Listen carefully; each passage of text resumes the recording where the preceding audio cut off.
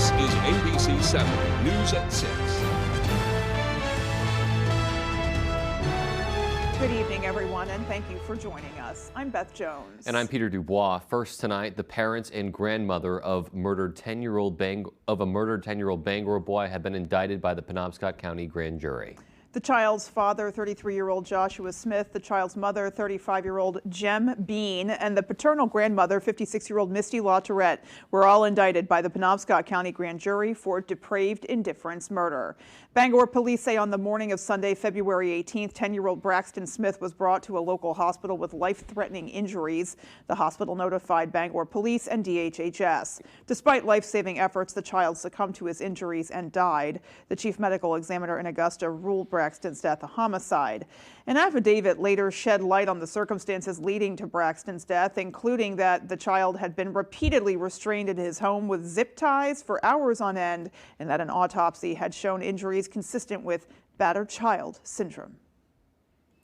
In other news, the legislature has announced when they will be returning to address bills that were vetoed by Governor Mills. According to House Speaker Rachel Talbot Ross and Senate President Troy Jackson, the legislature will return for what they call, quote, veto day on Friday, May 10th.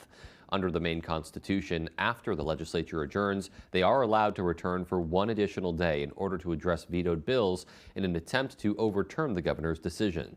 In order for a veto to be overturned, it must receive at least a 2/3 majority vote in both the House and Senate. The body of U.S. Army veteran Eric Foote was found on the banks of the Aroostook River late last month following his disappearance in January. The cause and manner of death are still pending, but his family has indicated he may have been experiencing a mental health crisis when he disappeared. Now, advocates are spreading awareness about the prevalence of mental health concerns among Maine's veterans. Our David Ledford has more. Suffering with mental health is actually increasing exponentially year after year. We get more and more phone calls here. Maine Veterans Project President Doc Goodwin says mental health is a continued concern in the state's veteran community. And across the U.S., he says the number of veterans who take their own lives has gone up in recent years. 22 per day represents 22 veteran suicides per day, every single day in the United States. That number was relatively accurate for a few years, and then we found out that some of the larger states don't report demographic information. We've also realized that that number's climbed to over 60 per day, every single day. Goodwin says he's seen Maine veterans face social stigma and leave mental health issues untreated.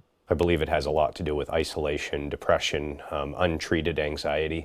You know, a lot of this is symptoms that we think we're too tough for, so therefore we don't want the help. And he believes more can be done to address the issue. Things cost more now. People are going without food and essentials.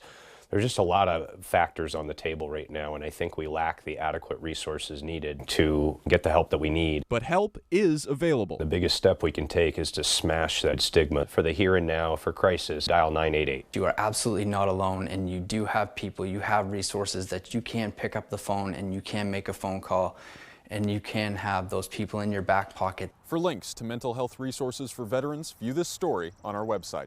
In Bangor, David Ledford, ABC 7 and Fox 22 News.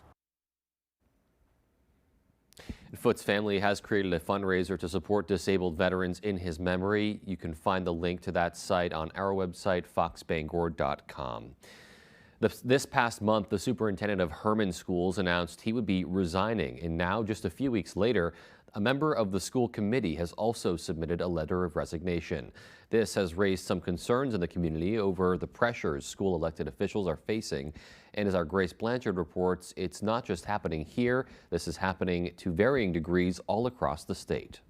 Members of the Herman School Committee say it is not an easy time to be an elected school official. School committee members and school committees across the nation, not just in Maine, not just in Herman, are really facing a lot of scrutiny right now. According to the chair of the school committee, Stephanie Euler, one member recently decided to submit a letter of resignation. Recently, Chris McLaughlin submitted his resignation, and that's with the town. Vice Chair Christopher McLaughlin sat on the committee for 2 years. He said in a statement he is proud of the work the school committee was able to accomplish during his time. Vice Chair Christopher McLaughlin sat on the board for 2 years. They faced.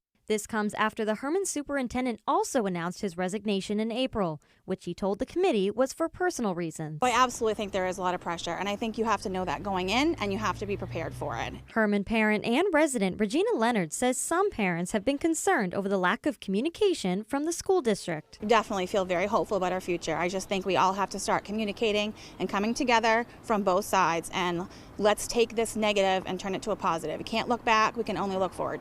Leonard believes a pending legal matter against the school department with a local church is related to McLaughlin's resignation.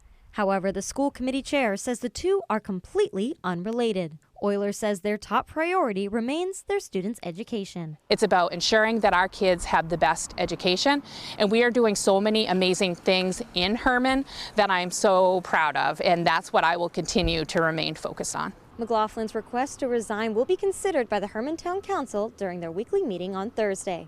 In Herman, I'm Grace Blanchard for ABC 7 and Fox 22 News. And looking outdoors now today, fine day out there, kind of cloudy, but still was decent enough for people to get out and do what they needed to do. I was going to say, regardless, a little cloudy, maybe not as intense sunlight, but at least you could get outside without getting, poured on. So that's always a good thing. It is. Let's get a first check of our forecast and see what else is coming. Thank you very much, Beth and Peter. Our first weather today is brought to you by Jordan's Furniture. It's not just a store, it's an experience. And what a rain event overnight. Not heavy rain. We were talking some lighter rain showers in the region, but of course, all of that has moved out, and now we are in the clear. Now, let's talk temperatures, right? Near average once again. 59 degrees here in town, a little bit cooler at the coast. Bar Harbor, 56. Check out north, though. Our northern towns, Greenville, Millinocket, back in those 60s earlier today, so nice and pleasant day outside. The winds weren't too bad overnight. Yes, when we had some rain showers, it was a bit breezy, but now we're just looking at some light winds around 5 to 10 miles per hour. Right at the coast, a little bit more of a breeze, Rockland, Bar Harbor into Machias, with wind gusts around 20 miles per hour, but overall, though, pretty calm winds.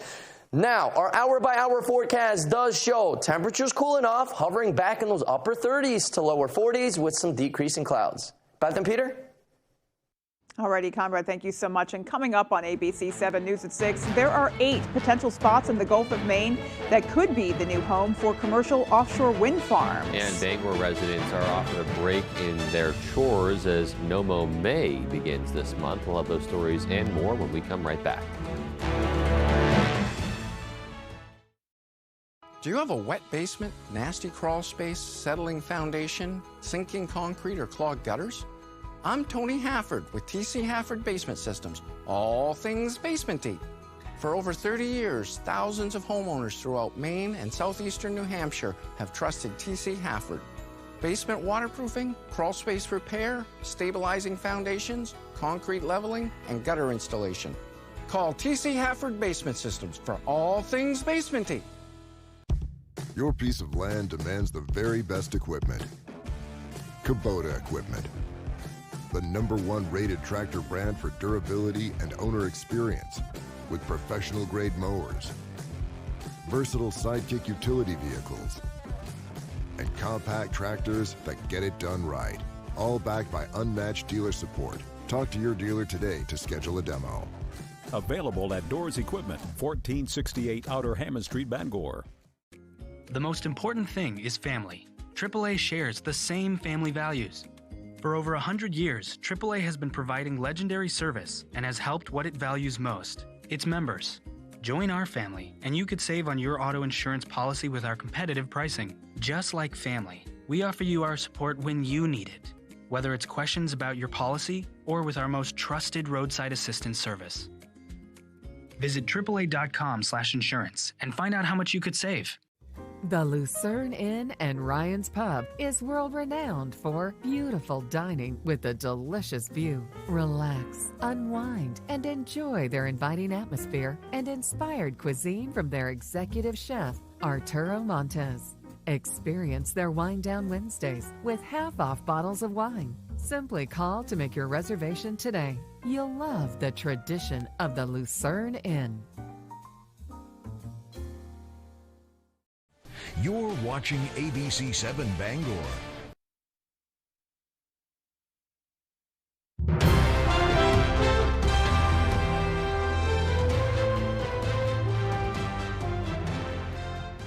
Woodlawn in Ellsworth is saying thank you to local emergency workers. The historic estate is hosting a barbecue for all first responders who work in Hancock County. That event is getting underway now at the site of Woodlawn's new barn facility. Our Susan Farley is standing by. Susan?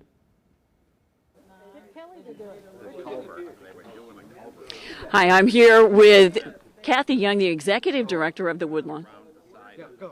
I'm here with Kathy Young, the Executive Director at the Woodlawn. Kathy, tell me a little bit about the event tonight. So we have just finished building this brand new barn that's right behind us, and it's still not officially open, but we are testing all the systems, and I thought what a perfect opportunity to get as many first responders to come up, no stress, have a barbecue, thank them because they come here quite a bit to help us out for various things, but learn how all the systems work, get the layout of the facility. It's 3 levels, a basement, first floor, second floor, and really just understand what we're doing here. And retired Ellsworth Fire Chief Richard Tupper's here. He's also the caretaker here. Richard, why is it so important to get a look at everything tonight? Well, as a former fire chief, it's nice to have the first responders be able to see what the building is all about, what the mechanisms and where they are. So if they're in an event that they are called to come to an alarm or something like that here, they know right where things are, be able to deal with it. Okay. And you're also having fun tonight. Oh, absolutely. We got cornhole, we got burgers and fries and all kinds of good stuff. So yeah, it's just a super opportunity to say thank you because they've been good. This was a long time coming because this has been in process for quite a while. The barn, it's a 12 to 14 year dream for trustees, you know, and then the pandemic slowed it down and gave it a whole new lift, actually. So what they've built now, when Richard was the fire chief and approved plans, it was a different image. So, but he was clerk of the works, so he knows the building inside out. Wonderful. It's great. All right. Thank you both for joining us. We really appreciate it. Beth and Peter, back to you. Well, so a great event there Yeah. and an opportunity for, like they said, not just for them to show their appreciation, but also to show them this new facility. Yeah, and I heard 2 of my favorite words, cornhole and burgers. Oh, yeah. Yes, they please. go together like They go sweet and salty. Indeed, Yep. so well. All right, well, moving on. The federal government has proposed 8 areas in the Gulf of Maine to serve as possible sites for commercial offshore wind farms. Our Augusta reporter Corey Bouchard has more. This transition to clean energy and the support of offshore wind is really all about addressing the climate change crisis. And we want to do it in a way that is supporting jobs here in the U.S., domestic supply chain. We want to do it in a way that is thoughtful and deliberate. Elizabeth Klein is director of the Bureau of Ocean Energy Management. She says the proposed lease areas for offshore wind developments would cover around 1 million acres, with the potential to power around 5 million homes. 2 of the sites are off of the Maine coast, with the remaining 6 off the coast of Massachusetts. The original process to start looking at the potential for offshore wind in the Gulf of Maine actually started probably 10 years ago or so, but in the past couple of years in particular, we really started in earnest in looking at areas in the Gulf of Maine that might be suitable for this type of development. Klein says during the process, the Bureau worked with other government agencies as well as commercial and environmental agencies, such as the Conservation Law Foundation, to study current uses of the areas as well as potential environmental concerns. We know that the single most significant threat to all species, including human beings, is climate change, and offshore wind is critical to addressing that threat. At the same time, we're also very cognizant of and concerned about impacts to marine species, the critically endangered right whale being at the top of that list. Klein adds that offshore wind has the potential to help jumpstart our push to use more renewable energy sources in our electric grid. The wind resource off our East Coast is tremendous, and the ability to use offshore wind technology to bring clean energy to the grid on the East Coast really does hold an enormous amount of promise for states to meet their clean energy goals. Klein says the Bureau hopes to hold its first lease bid as early as this fall. The winner of that bid would then have 5 years to plan and to begin to execute their operation of the offshore wind site. In Augusta, I'm Corey Bouchard for ABC 7 and Fox 22 News. And still to come on ABC 7 News at 6, Bangor homeowners are being encouraged to let their lawns grow all month long. We'll tell you why. And in sports, Bangor Raceway is back open for its 142nd year of racing. How the track is a gateway to history. We'll have that story coming up. Spring is here, and so are the savings at the Furniture Gallery. Relax with a reclining sofa and recliner for only $9.98. Opening up camp, queen mattresses starting at $188, and sleeper sofas starting at $598. Power lift recliners also starting at $598, or save $100 on medical grade lift recliners. All Flex Steel now 10% off, and all Von Bassett bedroom sets 20% off. It's easy to buy at the Furniture Gallery with 18-month 0% interest financing. The Furniture Gallery.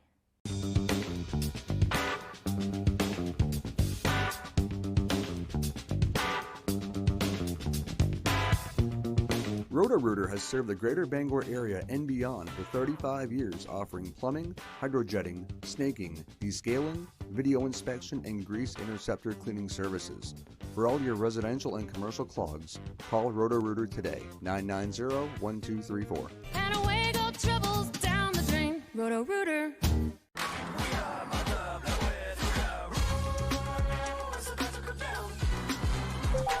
What's the score of the game? The score is 6-3.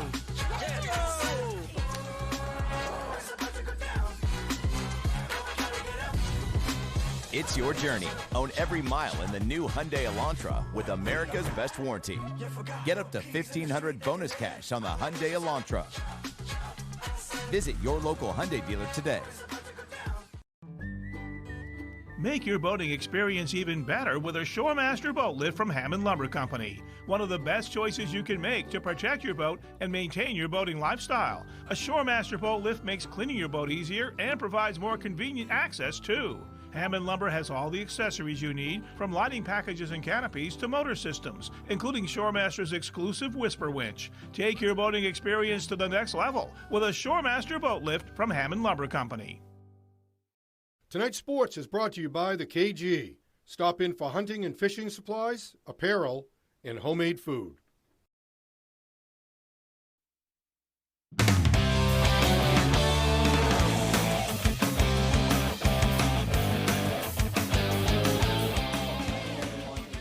With us, let's hit the racetrack to start out the day. Wednesday afternoon marking opening day at Bangor Raceway ahead of Saturday's Kentucky Derby too. And it's another year of one of Bangor's longest running traditions. Ryan Sudol has more.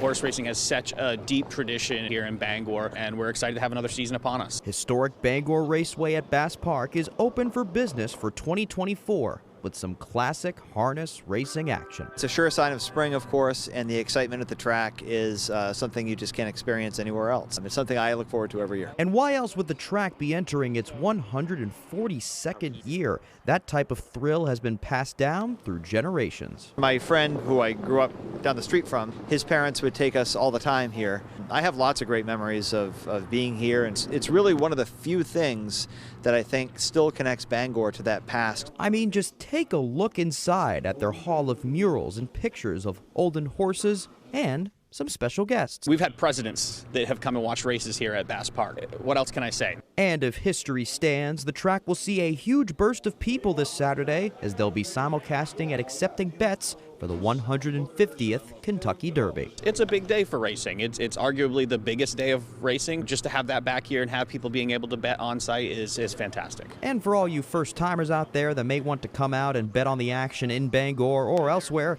a word to the wise. Nobody really knows what's going to happen. You can wager on the horse with the best odds, but something might happen midway through the race and the horse with the worst odds might come in and win, and you get a nice payout. That is if you choose correctly. But beyond the money that comes in, the biggest source of pride for those running the show is that they provide entertainment while upholding a century-plus long tradition. It is an important part of our history, and it's an important part of just being a Bangorian. To be here and be able to support and continue this, it's fantastic. In Bangor, I'm Ryan Sudol, ABC 7, Fox 22 Sports. Thanks for that, Ryan. I got to check out a race this season. Let's go to the Garden now. One day after the Bruins could not close out the Leafs up 3-1 in Game 5, the Celtics now have the chance to make amends and close out the Heat. Boston up 3-1 on Miami, and they've won both games on the road in Miami by double figures both times too. But tonight they'll have to do it without Kristaps Porzingis, the 7-foot center, leaving Monday's game with calf tightness that was later deemed to be a right soleish strain. ESPN's Adrian Wojnarowski saying he will miss several games at the minimum. Here's Sam Hauser and Derek White on taking on Miami without the big guy. I'm glad it's not as serious as it might have looked on TV and in person. So I just hope, he gets healthy quick and we can get him back at some point if we continue to win here. It's obviously a big hole for us, but like I said, we got guys that have stepped up before, and we're going to be ready to go. Tip-off is at 7:30, and we'll have all of those highlights later tonight. That is all the time we have for sports, though. Here's Conrad Sapinski with your full 5-day forecast. Conrad? Thank you, Tyler. Our main weather today is brought to you by Diversified Ink Tattoo Studio in Penobscot Plaza and Bangor, providing custom ink by licensed artists for over 20 years. And once again, another severe day, mainly in the plains, so south of our region. But over the weekend, over 100 confirmed tornadoes. Wow, what an outbreak. 1 EF4 tornado, 9 EF3 tornadoes, and the rest were EF1 and EF2. Even an EF1 tornado can cause a lot of damage. Down south in the plains, they're definitely more used to that. For us, we did have some rain showers overnight. It was pretty light, though. Things really improved, and they've been in a good shape, I would say, weather-wise for today. Still a few passing clouds here and there, but we are not done with the rain just yet. We're going to get another round of rain moving in by tomorrow, and this is going to be kind of like last night. So we are talking some light, maybe up to some moderate rain at times. Overall, though, this is going to be just another event where you don't want to forget your umbrellas. By Friday, things will start to improve. Now, this is the next 5 days. In general, though, around ½ an inch of rain all over the area, a little bit less closer to Millinocket, but then you go just west, Greenville, possibly even up to 3/4 of an inch of rain. And this is within the next several days. And so not a big rain event the next several days, but much needed as well, especially in the Midwest. Now, the winds, like I was saying, not too bad, around 5 to 10 miles per hour. The coast, a little bit more of a breeze with wind gusts around 20 miles per hour. But with these warmer temperatures, it doesn't even matter, right? It's going to be warm. Remember that trend of those cooler temperatures? We had some 40s, some 50s. Well, that's long gone, right? Say goodbye to that. 64 degrees on Saturday, Sunday a little bit cooler, and then right back to above average temperatures into those low to mid 60s Monday into Tuesday. And it does look like the next week is going to be pretty good as well. Our average is around that 61-degree mark. So by tomorrow, we're thinking below average temperatures, right back up to near average Friday, Saturday. By Sunday, a bit cooler. And then by beginning to middle of next week, look at that. 60s, possibly near 70s will make a return. So finally, much warmer, consistent temperatures are going to be back in the area. For tonight, though, we're going to continue to see those decreasing clouds. Temperatures will be hovering in those upper 30s, lower 40s area. A few spots will be hitting those upper 30s for those overnight lows. For tomorrow, though, a little bit better, but not quite. We're going to see better temperatures, 53 degrees overall, though, increasing clouds in the morning. And then once again, more chances of rain showers will be back with a light breeze. Our extended forecast outlook does show rain in the area for Thursday, much better Friday into Saturday. Another round of rain is back by Sunday. Beth and Peter? All right. Yeah, so not looking too bad. A little bit of rain in there, but we can handle that. Yeah, we're kind of getting used to that at this point. I think so. All righty, folks, there is still more to come. Keep it right here. Comfy, cozy, relaxing. Not Joe.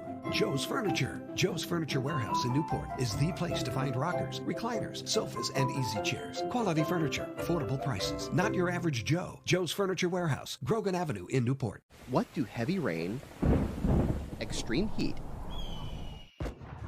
and flying lumber all have in common? They're just a few of the things we use to test our replacement windows.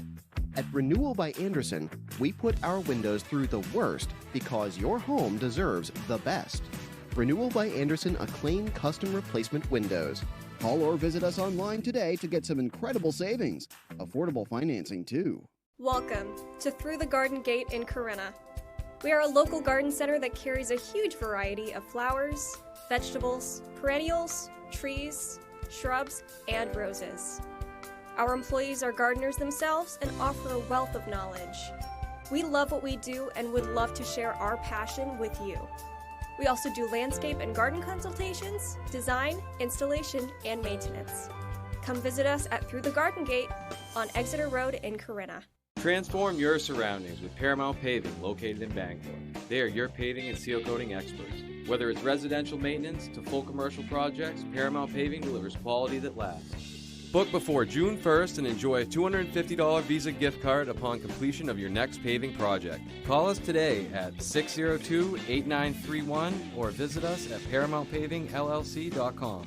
Paramount Paving, setting the standard for excellence. When it comes to paving, we are Paramount.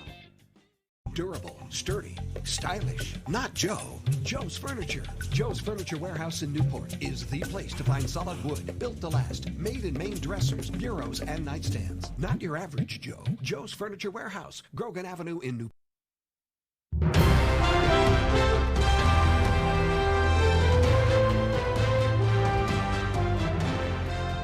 Maine's asthma prevention and control program is being recognized as a national role model. May is Asthma Awareness Month, and the U.S. Environmental Protection Agency is recognizing programs across the country that deliver outstanding improvements in asthma care and quality of life for people with asthma.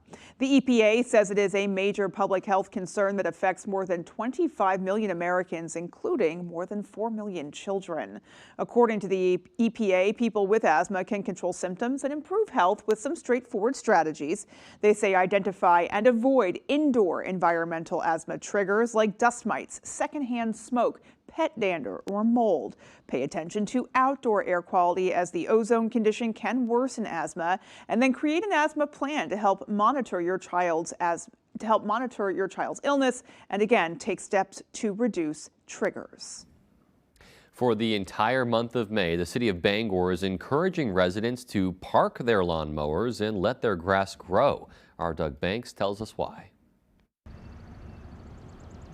When the snow melts away, the vibrant colors of spring are a sight for sore eyes. While it's tempting to reach for the lawnmower, the city of Bangor is giving their residents the choice to stow them away. For the month of May, Bangor's ordinance requiring weed length to be no higher than 10 inches is no longer. No Mow May is a movement popularized by the UK-based organization Plant Life, and Bangor adopted the initiative last year. This primarily started out of concern for bees, because when bees initially come out in the spring in our more northern climates, mainly around late April to May, there's not a lot of flowers out there for them. What is available for pollinators?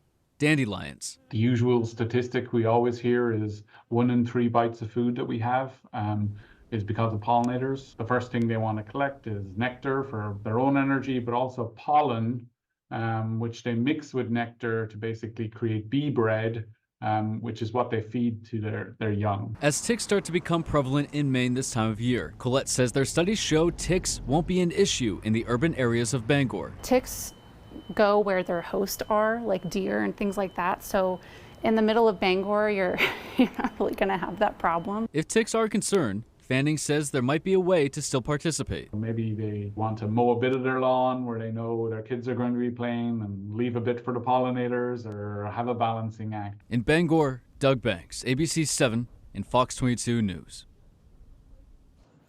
So maybe some relief for people who didn't really feel like getting their lawnmowers out this early, but you know, it's good to know that you can be giving back and doing some good by doing so. Sort of procrastination helps pollination, if you will. I like that. Alrighty. Well, that is going to do it for us, folks. From everyone here at ABC 7 News, take care and have a great rest of your night. And join us on Fox 22 News tonight just after this.